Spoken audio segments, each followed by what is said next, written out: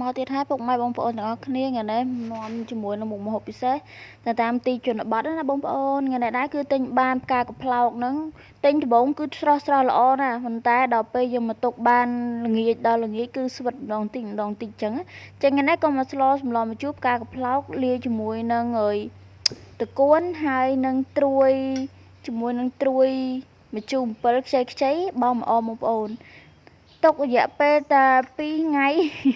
ដោយសារខ្ញុំឈឺបានស្លបងប្អូនអើយខ្ញុំដាក់ក្នុងទុងតកដល់ហើយវាស្វិត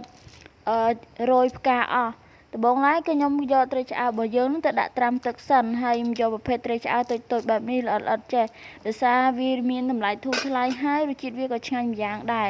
ក្រោយមកទៀតដាក់ដាំទឹកដាក់ស្ករប៊ីចេងអំបិលបង់ចូលឲ្យហើយទៅសម្រាប់គ្រឿងនេះក៏អត់បានបង់អីទេបងប្អូនក្រោយពីទឹកពុះក៏បង់ជ្រុំប្រហុករបស់យើងនឹងប្រហុកត្រីស្រែត្រីរៀលនោះបងប្អូនអើយឈ្ងុយត្រីកំភ្លៀងត្រីអីនេះឈ្ងុយឈ្ងប់ខ្លាំងមែនតើក្រោយពីទឹកពុះជ្រុំប្រហុករួចហើយក៏ដល់វគ្គបង់ត្រីឆ្អើរដែលដាក់ត្រាំទឹកនឹងខ្ញុំធ្វើបែបនេះដើម្បីឲ្យវាងាយផុយបងប្អូនទាំងអស់គ្នាផុយហើយឆ្ងាញ់ស្រួលហូបទៀតក្រោយមកទៀតក៏ដាក់ត្រួយអំពិលចូលបងប្អូនអើយដោយសារខ្ញុំដាក់មុនបន្លែបែបនេះឯងស្រួលភ្លក់ស្រួលអីក្រោយពីបង់ត្រួយអំពិលហើយក៏បង់តកូនមួយក្បឡោកហ្នឹងចូលមួយគ្នាទោះវារៀងស្វិតបាត់អាចារ្យនឹងអស់ក៏យើងអាចស្លបានដែរកុំចោលដោយសារវាកម្របានហូបខ្ញុំបើថានៅផ្ទះហ្នឹងខ្ញុំហូបបានញឹកញាប់តែដល់ពេលមកធ្វើការនៅឆ្ងាយពីផ្ទះចេះគឺអត់ងាយបានទិញបានទេបងប្អូនទាំងអស់គ្នាដោយសារខ្ញុំអត់មានពេលព្រឹកតនេរសាទៅអីទេអញ្ចឹងទិញបានពេលល្ងាចហ្នឹងចៃដន្យទៀតចុងក្រោយយើងបង់ម្អមជាការស្រាច់ភ្លក់មើលតើស្ទើរឬក៏